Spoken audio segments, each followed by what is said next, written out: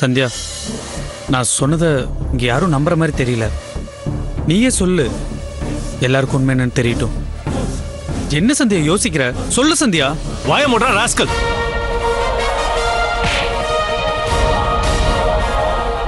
உங்க ரெண்டு பேருக்கும் சந்தியா மேல சந்தேகம் வரத்துக்கு எதெல்லாம் காரணமா இருந்துச்சோ அதெல்லாம் கிரியேட் பண்ணது, உங்களை நம்ப வச்சது இந்த ராஸ்கல் தான். ராஸ்கல் எவ்வளவு பெரிய வேலையை பண்றதுக்கு இந்த வீட்டுக்குள்ள தங்கி இருந்திருக்கா? எப்படி ட்விஸ்ட் அடிச்சு எங்க எல்லாரையும் சந்தியாவுக்கு எதிராக திருப்பிட்டான்? இவன் இந்த வீட்டை விட்டு போக முடியாது. இங்கேயே சமாதி கட்டேன்டா. சுதீர், சொன்னா கேளு. வேணாம், இவனை நான் கொல்லாம விட மாட்டேன். இங்க எல்லாரையும் சந்தியா மேல சந்தேகப்பட வச்சிட்டல, உன்னை கொல்லாம விட மாட்டேன். விடா, இவனை கொலை பண்ணா எல்லாம் சரியாயிடுமா? சந்தியா ரொம்ப நல்லவன்னு புரிஞ்சுக்கிறதுக்கு இது கிடைச்ச ஒரு வாய்ப்புன்னு நினைச்சுக்கோ. அவனை ஒண்ணும் பண்ணாத. ராஜேஷ், நீ இதெல்லாம் எதுக்காக பண்ண, யாருக்காக பண்ண, எதுவுமே எங்க கிட்ட சொல்ல தேவையில்ல. ஏன்னா எல்லாமே எனக்கு தெரியும். உனக்கு தேவை பணம், அதுக்காக தானே பண்ணிருக்க. இன்னியோட இந்த மாதிரி மத்தவங்க வாழ்க்கையை கெடுக்கிறத விட்டுரு. ஒழுங்கா உழைச்சு சம்பாதிக்க பாரு. உன்னை நான் மன்னிச்சிட்டேன், திருந்தி பொழைச்சுக்கோ. ஆனா இன்னொரு முறை இதே மாதிரி வேலை ஏதாவது பண்ண உன் வாழ்க்கை நாசமா போயிடும்.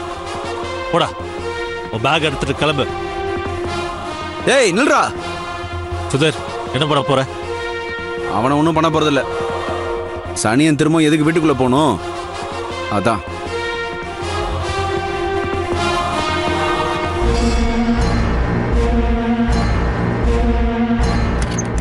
ஏய் வெளியில போடா. போடா வெளியில. போடா. திரும்ப உன்னை எங்கேயாவது நான் பார்த்தேன், கொன்றுவான் உன்னை.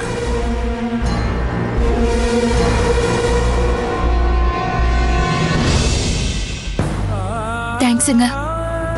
ஏய் சந்தியா, இந்த ராஜேஷ் மட்டும் இல்ல, இனி எத்தனை தடைகள் வந்தாலும் உனக்கு எந்த களங்கமும் கற்பிக்க முடியாது. என்கிட்ட இருந்து உன்னை பிரிக்கவும் முடியாது.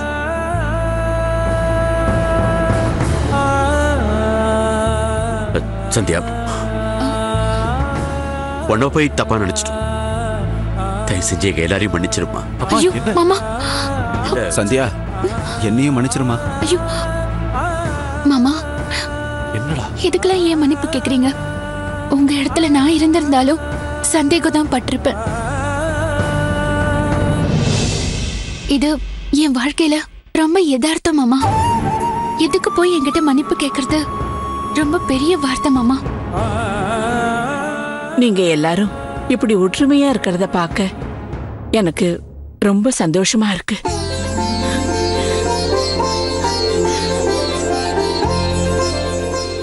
போலீஸ்னா குடும்பத்துக்கு முக்கியத்துவம் கொடுக்க மாட்டாங்க, டியூட்டிக்கு தான் முக்கியத்துவம் கொடுப்பாங்கன்னு என் சொந்த வாழ்க்கையில எனக்கு ஏற்பட்ட கசப்பான அனுபவத்தை வச்சு திருவும் அப்படித்தான் இருப்பாருன்னு நினைச்சேன். திரு சந்தியா சேர்ந்து வாழ்ந்தா அவங்க வாழ்க்கை சந்தோஷமா இல்லாம வெறுமையாயிடும் தான் டைவர்ஸ் வாங்கறதுல நான் குறியா இருந்தேன். என்னால சந்தியா மனசு மாறினத நம்பவே முடியல. நீங்க எல்லாரும் போலியா நடிச்சு அவ மனச மாத்திட்டீங்கன்னு தான் நினைச்சேன். என் மகளுக்கு அடிபட்டப்போ திரு பக்கத்துல இருந்து பாத்துக்கிட்டத கூட சந்தியாவை ஏமாத்த போட்ட நாடகம் நினைச்சேன். போலீஸ் மேல எனக்கு இருந்த வெறுப்பு என்னை இப்படி நினைக்க வச்சிருச்சு. ஆனா இப்போ சந்தியா மேல சந்தேகம்னதும், நீங்க கோவப்பட்டதும், சந்தேகம் தீர்ந்ததும், அவளை நீங்க அரவணைச்சதையும் பார்த்ததுக்கு அப்புறம் நீங்க நடிக்கல, உண்மையாத்தான் இருக்கீங்கன்னு தெரிஞ்சுக்கிட்டேன். சந்தியா மேல திருவுக்கு எவ்வளவு லவ் இருக்கு. ஒய்ஃப எப்படி கேர் எடுத்து பாத்துக்கிறாருன்னு எல்லாம் எனக்கு இப்ப நல்லா புரிஞ்சிருச்சு. என் பொண்ணு தகுதியான ஒருத்தருக்கு பொண்டாட்டியாவும் தகுதியான ஒரு குடும்பத்துக்கு மருமகளாவும் வாழ போறான்னு நினைக்கிறப்போ எனக்கு ரொம்ப சந்தோஷமா இருக்கு.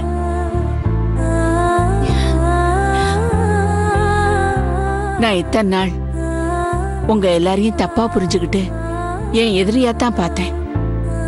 ஆனா நீங்க எப்பவுமே நல்லவங்களாத்தான் இருந்திருக்கீங்க. நான் ஏதாச்சும் தவறு செஞ்சிருந்தா தயவு செஞ்சு என்ன எல்லாரும் மன்னிச்சிருங்க. அம்மா அத்தை, சம்மந்தியம்மா, நீங்க எதுக்கு எங்க கிட்ட மன்னிப்பு கேக்குறீங்க? நீங்க எங்க எல்லாரையும் புரிஞ்சுகிட்டதே எங்களுக்கு ரொம்ப சந்தோஷமா இருக்கு. தேங்க்ஸ்மா. தேங்க்ஸ் அத்தை.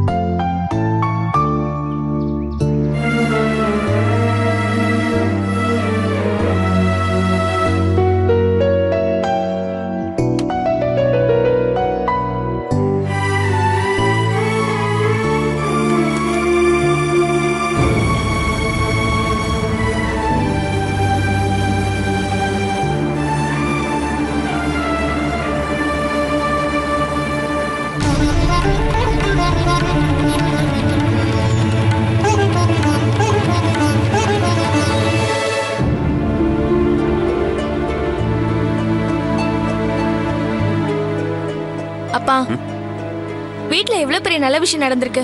அதை நினைச்சு சந்தோஷப்பட வேண்டிய நேரத்துல இப்படி பழசையும் நினைச்சு வருத்தப்பட்டு இருந்தா எப்படி? நீ சொல்றதும் வாஸ்தவம் தான். இந்த வீட்டுல நல்லது நடந்திருக்கு, எல்லாரும் சந்தோஷப்பட வேண்டிய நேரம் தான். ஆனா நான் சந்தோஷப்படுற மாதிரி எந்த ஒரு காரணத்தையும் என் பக்கத்துல வச்சுக்கலையே.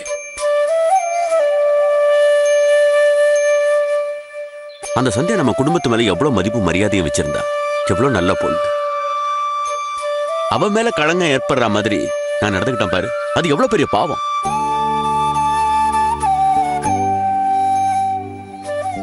எனக்கு சந்தியா மேல சந்தேகம் வந்த நாள்ல இருந்து அவ பண்ற ஒவ்வொரு காரியத்தையும் கண்காணிச்சுக்கிட்டு இருந்தேன். ரொம்ப அற்புதமா கண்காணிச்சுட்டு இருந்தேன். அவ பேசி சிரிச்சுக்கிட்டு இருக்கும் போதெல்லாம் அவ ஏதோ இந்த குடும்பத்துக்கு அவமானத்தை தேடிதான் தரப்போறா அப்படின்னு நினைச்சுக்கிட்டு இருந்தேன். என் மனசுக்குள்ள அவளை எவ்வளவு திட்டி தீர்த்திருப்பேன் தெரியுமா? ஒரு வீட்டுக்கு வாழ வந்த பொண்ணுக்கு அவளுக்கு கொடுக்கிற உச்சபட்ச தண்டனை என்ன தெரியுமா? அவ நடத்த கெட்டவன அவளை சந்தேகப்படுறது. அதை விட ஒரு பொண்ணுக்கு என்ன இழுக்கு இருக்க முடியும்? அந்த மாதிரி ஒரு வலிய, அந்த மாதிரி ஒரு தண்டனைய என் மருமக சந்தியாவுக்கு நானே கொடுத்திருக்கேன்.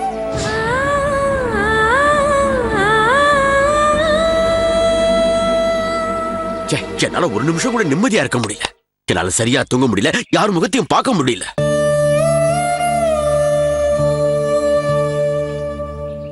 ஏங்க, அதுக்காக தாங்க அவசரப்பட்டு எந்த ஒரு முடிவுக்கும் வராதீங்க, கொஞ்சம் பொறுத்திருந்து பாருங்கன்னு படிச்சு சொன்னேன். எங்க கேட்டீங்க? நீங்க உங்க சந்தேகத்தை என்னையும் நம்ப வைக்கிறதுல தானே குறியா இருந்தீங்க. நீங்க ஏற்கனவே ரொம்ப மனவேதனையில இருந்தீங்க. இதுக்கு மேலே நான் உங்களை கஷ்டப்படுத்தணுங்கிறதுக்காக தாங்க சொல்லல. சங்கடப்பட்டுக்கிற அளவுக்கு சின்ன முகசுளிப்பு கூட இல்லாத அளவுக்கு தாங்க நம்ம சந்தோஷமா குடும்பம் நடத்திக்கிட்டு இருக்கோம். இப்பவும் அப்படிதாங்க இருக்கோம். இத்தனை வருஷமா உங்க கூட குடும்பம் நடத்தின அனுபவத்துல சொல்லணும்னா, யாரோ ஒரு பொண்ணு மேல தேவையில்லாத கலங்கம் வந்தா கூட நீங்க பொறுத்துக்க மாட்டீங்க. அப்படிப்பட்ட நீங்க எப்படி தேவையில்லாம சந்தியா விஷயத்துல சந்தேகத்துல போய் விழுந்தீங்கன்னு தாங்க எனக்கு புரியல. யாருக்கோ ஏதாவது பிரச்சனை வந்ததுன்னா அதுல நான் எமோஷனலா இன்வால்வ் ஆக மாட்டேன். அதனால தைரியமா இப்படி நடந்துக்கோ அப்படி நடந்துக்கோன்னு சொல்லுவேன். ஆனா அந்த பிரச்சனை எனக்குன்னு வரும்போது தான் நானே எமோஷனலா இன்வால்வ் ஆகி அந்த பிரச்சனையை ஊதி பெருசாக்கி சந்தியாவை இந்த குடும்பத்தை விட்டே விரட்டுறதுக்கு நானே ஒரு முயற்சி பண்ணிருக்கேனா, என் மேலே எனக்கு வெக்கமா இருக்கு. ஆனா ஒண்ணு ராதா, இனி தவறி கூட என் வாழ்க்கையில நான் இப்படி புத்தி நிதானம் இல்லாம போக மாட்டேன். ஆனா பாவம் அந்த பொண்ணு சந்தியா மேல நான் சுமத்தின பழிக்கு எனக்கு என்னைக்கும் மன்னிப்பே கிடைக்காது. ஐயோ மாமா,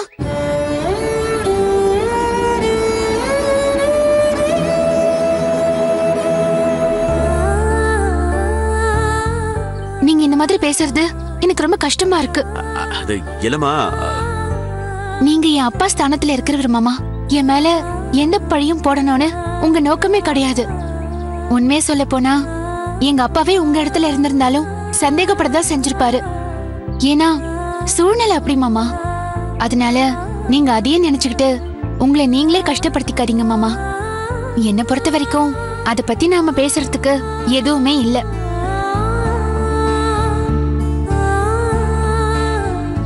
இப்ப எல்லாமே ரொம்ப சரியா இருக்கு. இன்னும் சொல்லணும்னா இதுக்கு முன்னாடி இருந்ததை விடவும் இந்த சம்பவத்துக்கு அப்புறம் நமக்குள்ள நல்ல அண்டர்ஸ்டாண்டிங் வந்திருக்குன்னு நினைச்சுதான் நான் ரொம்ப சந்தோஷமா இருக்கேன்.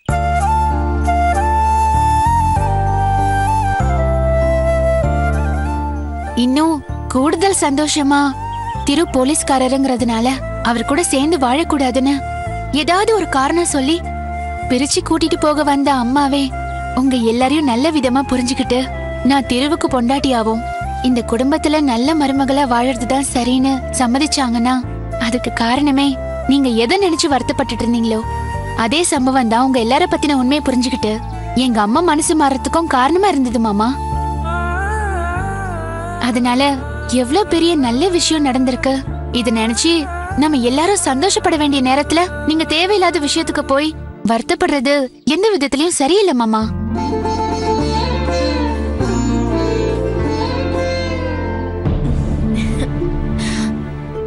அண்ணி, அப்பா மாதிரியே சுதரேனா கூட உங்களை அப்படி பேசிட்டோன்னு ரொம்ப ஃபீல் பண்ணிட்டு இருந்தார் அண்ணி. பிரியா, உன்னோட சந்தியானி எதை பத்தியும் யார பத்தியும் தப்பாவே எடுத்துக்க மாட்டா. குறிப்பா நம்ம குடும்பத்து ஆளுங்களை பத்தி எதுக்காகவும் தப்பா எடுத்துக்க மாட்டான்னு ஏன் சார்பா நீ உங்க அண்ணகிட்ட சொல்ல வேண்டியது தானே? நீங்க சொல்லிட்டீங்கல்ல அண்ணி, இனிமே பாருங்க அப்பாவையும் அண்ணாவையும் ஃபீல் பண்ண விடாம இனிமே நான் பாத்துக்கிறேன். அப்பா, அண்ணி பெர்மிஷன் கொடுத்துட்டாங்க. இனிமே உங்களை ஃபீல் பண்ண விடாம நான் தான் பாத்துக்கணும். சோ இப்ப ரெண்டு பேரும் கொஞ்சம் சரிங்களா ப்ளீஸ்? எதுக்கு இதெல்லாம்? ஒரே ஒரு போட்டோ. சரி பா, என் முளையோட எடு.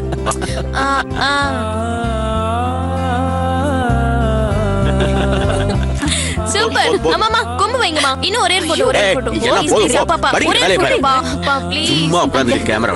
அம்மாவோட ஆசீர்வாதத்தோட நானும் திருவும் சந்தோஷமா வாழணும்னு ரொம்ப விருப்பப்பட்டோம்.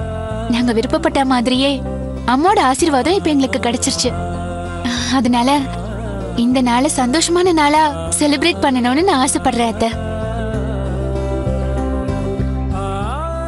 அம்மாடி, இது உனக்கு மட்டும் சந்தோஷமான நாள் இல்ல, நம்ம குடும்பத்துக்கே சந்தோஷமான நாள். எப்படி கொண்டாடணும்னு நீ விருப்பப்படுறேன்னு சொல்லு, மத்த எல்லாத்தையும் நாங்க பாத்துக்கிறோம். அத்தை, கொண்டாட்டம்னா வீட்ல இல்ல அத்தை, அப்புறம் வெளியில. நான் உங்க எல்லாருக்கும் ட்ரீட் தர போறேன் அத்தை.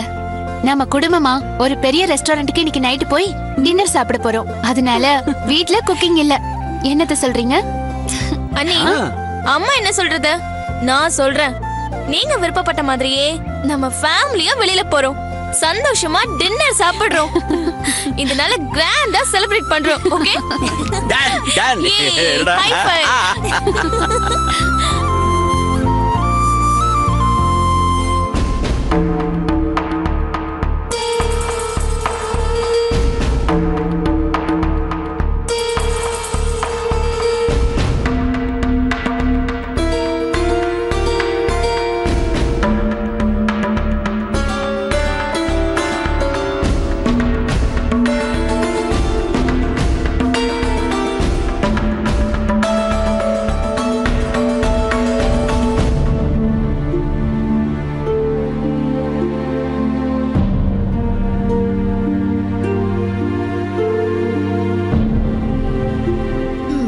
இப்ப எதுக்கு பேசுறதுக்கு தயக்கம்?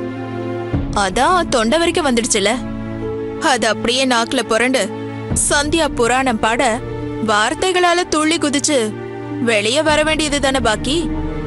பேசுங்க. சந்தியா இந்த வீட்டோட சிறந்த மருமக, இப்படி ஒரு மருமக கிடைக்க இந்த குடும்பத்துல நாங்க எல்லாரும் ரொம்ப கொடுத்து வச்சிருக்கணும்.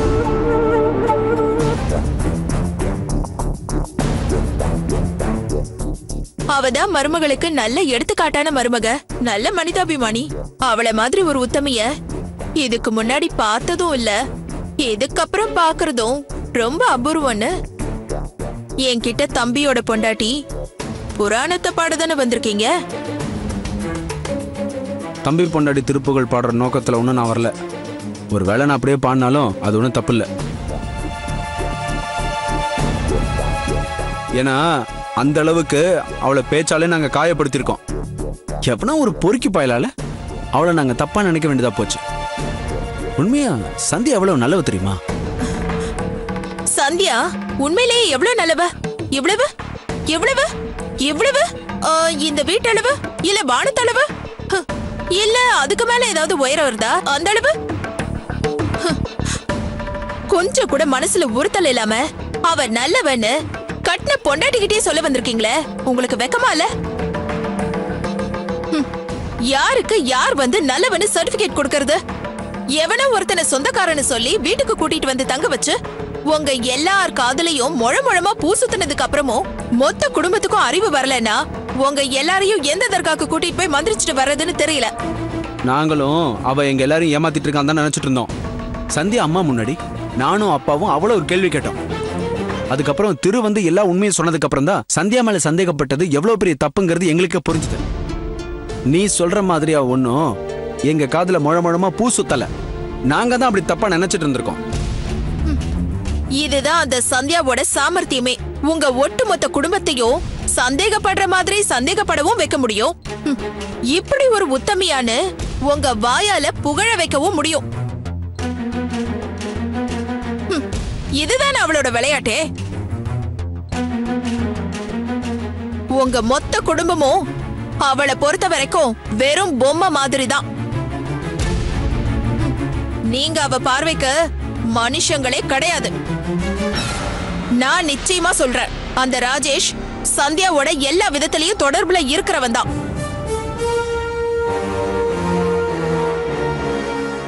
நீங்க எதை இப்ப பொய்ன்னு நினைக்கிறீங்களோ அதுதான் நெஜம்.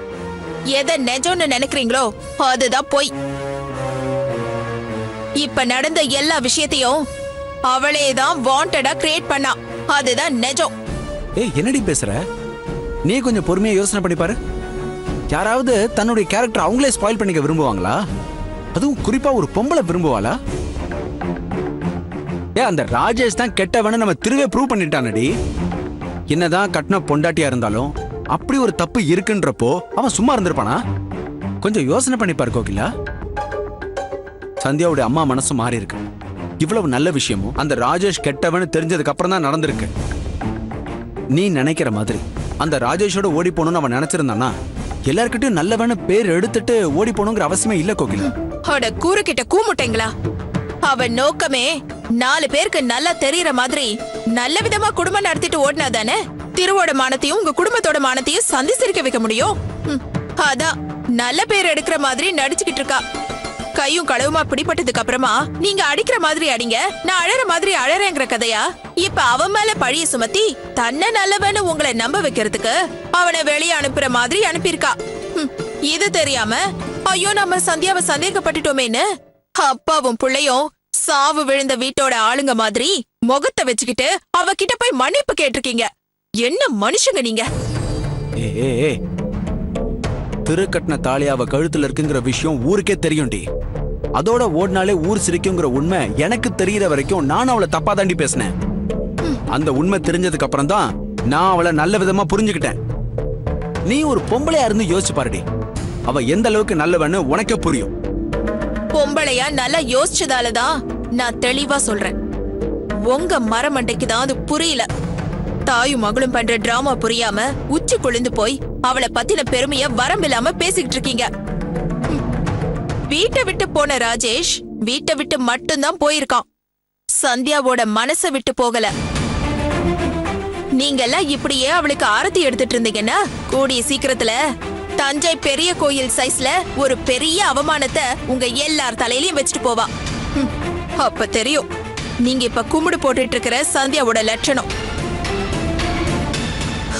நான் ஒருத்தி செவிடங்காதுல ஊதின சங்குன்னு தெரியாம இதெல்லாம் பேசிக்கிட்டு இருக்க. இதனால என்னோட எனர்ஜியும் மூடும் ஸ்பாயில் ஆனதுதான் மிச்சம். முதல்ல இங்கிருந்து கிளம்புனாதான் எனக்கு நிம்மதி. கோகிலா, நீ சொன்னதெல்லாம் செவடங்காதுல ஊதின சங்க மாதிரியே இருக்கட்டும், சரியா? இப்ப எங்க கிளம்பிட்ட நீ? வேற எங்க போவேன்? எங்க அம்மா வீட்டுக்கு தான். உங்க அம்மா வீட்டுக்கு எதுக்கு அடிக்கடி நீ போறங்கிறத நான் தெரிஞ்சுக்கலாமா? ஓ, தாராளமா தெரிஞ்சுக்கங்க.